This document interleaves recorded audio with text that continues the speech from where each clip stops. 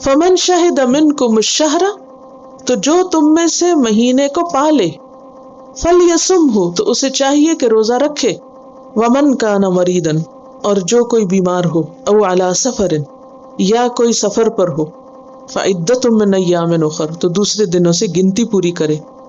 اب یہ محض تکرار محض نہیں۔ تکرار محض کیا ہوتی ہے؟ تکرار برائے تکرار، ریپیٹیشن کے لیے نہیں آیا کہ پیچھے بھی آیا دوبارہ آیا۔ بات یہ ہے کہ یہاں تکرار مفید ہے، کیونکہ جب پچھلی آیت منسوخ ہوئی تو یہ خیال گزرا کہ کہیں ایسا نہ ہو کہ لوگ اس رخصت کو بھی منسوخ سمجھے۔ کون سی پچھلی آیت؟ اس سے پچھلی آیت جس میں یہ گزرا ہے وَعَلَى الَّذِينَ يُطِيقُونَهُ فِدْيَةٌ طَعَامُ مِسْكِينٍ۔ تو اس کے بارے میں کیا آتا ہے کہ ابتدائے اسلام میں کچھ لوگ روزہ رکھتے تھے، کچھ نہیں رکھتے تھے۔ جو نہیں رکھتے تھے وہ کیا کرتے تھے؟ فدیہ دے دیتے۔ بعد میں یہ آیت کیا ہو گئی؟ منسوخ ہو گئی، چونکہ اس کے ساتھ تھا کہ مریض اور مسافر کا حکم، تو پھر کیا اندیشہ ہوا کہ کہیں ایسا نہ ہو کہ لوگ سمجھے کہ اچھا اس کی بھی رخصت ختم۔ تو دوبارہ بتا دیا گیا کہ جو روزہ رکھے وہ اگر بیمار ہو کسی وجہ سے یا مسافر ہو تو اسے روزہ چھوڑنے کی اجازت ہے۔ فعدۃ من ایام اخر، دوسرے دنوں میں روزہ رکھ لے۔ ایسا کیوں ہے؟ یرید اللہ، اللہ چاہتا ہے، بکم تمہارے لیے، کیا؟ الیسر، آسانی۔ تو آسانی کیا ہے اس میں؟ کیا آسانی ہے؟ بیماری اور سفر میں روزہ نہ رکھنا یہ سہولت کے لیے ہے۔ ولا یرید بکم العسر، اور نہیں وہ چاہتا تمہارے لیے تنگی کو، تمہیں مشقت میں نہیں ڈالنا چاہتا، اس لیے اس نے رخصت دے دی کہ گنتی پوری کرنا تو لازم ہے۔ اس سے کیا مراد ہے کہ اگر کسی سال کسی نے روزہ چھوڑا، سارا مہینہ نہیں رکھے، اور اس سال مہینہ 29 کا تھا، تو وہ بعد میں کتنے روزے رکھے گا؟ 29 روزے۔ اور اگر مہینہ 30 کا تھا تو 30 رکھے گا، کیونکہ گنتی پوری کرنا لازم ہے۔ فمن کان مریضا او علی سفر فعدۃ من ایام اخر یرید اللہ بکم اليسر ولا یرید بکم العسر۔ اور ہمارا دین آسانی کا دین ہے، مشقت کا نہیں۔ ٹھیک ہے، ہر کام کرنے میں مشکل تو ہوتی ہے، لیکن اوور آل جو احکامات دیے گئے ہیں ان میں ہمارے لیے سہولت رکھی گئی۔ ایسا کوئی حکم نہیں دیا گیا کہ جو ہماری وسعت سے باہر ہو۔ لا یکلف اللہ نفسا الا وسعها۔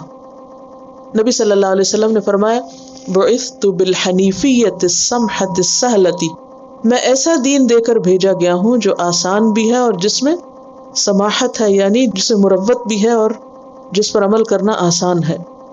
بخاری کی ایک اور روایت میں آتا ہے یسروا ولا تعسروا وبشروا ولا تنفروا، لوگوں کے لیے آسانی کرو اور مشکل نہ کرو، اور خوشخبری دو اور نفرت نہ دلاؤ۔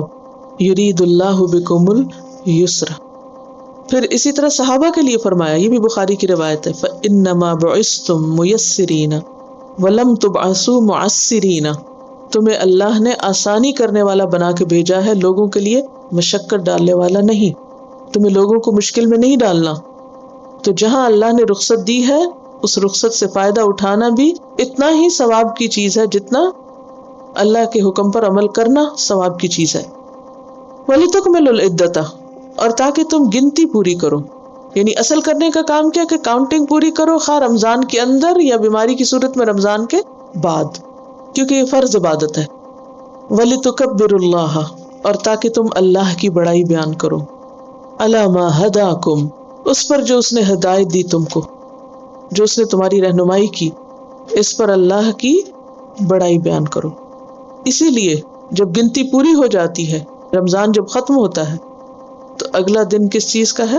عید کا۔ اور عید کے دن کی مخصوص کرنے والی عبادت کیا ہے؟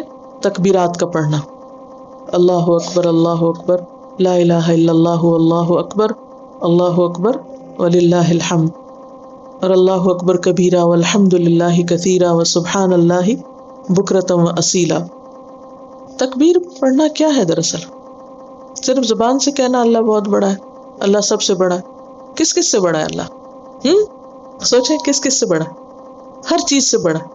سارے آسمان، ساری زمینیں اور جو کچھ یہاں ہے وہ سارے کا سارا اللہ کے سامنے ایک ذرے سے زیادہ نہیں۔ اگر آپ اپنے ہاتھ پر ایک رائی کا دانہ رکھ کے دیکھیں تو اللہ کے سامنے یہ ساری مخلوق رائی کے دانے برابر بھی نہیں، وہ اتنا بڑا ہے۔ तो जब भी किसी बड़ी चीज को देखें, किसी ह्यूज चीज को देखें, तो उस वक्त उसकी बढ़ाई नहीं बयान करें, अल्लाह की बढ़ाई बयान करें कि मेरा रब तो इससे भी बड़ा है। शहरु रमज़ान अल्लज़ी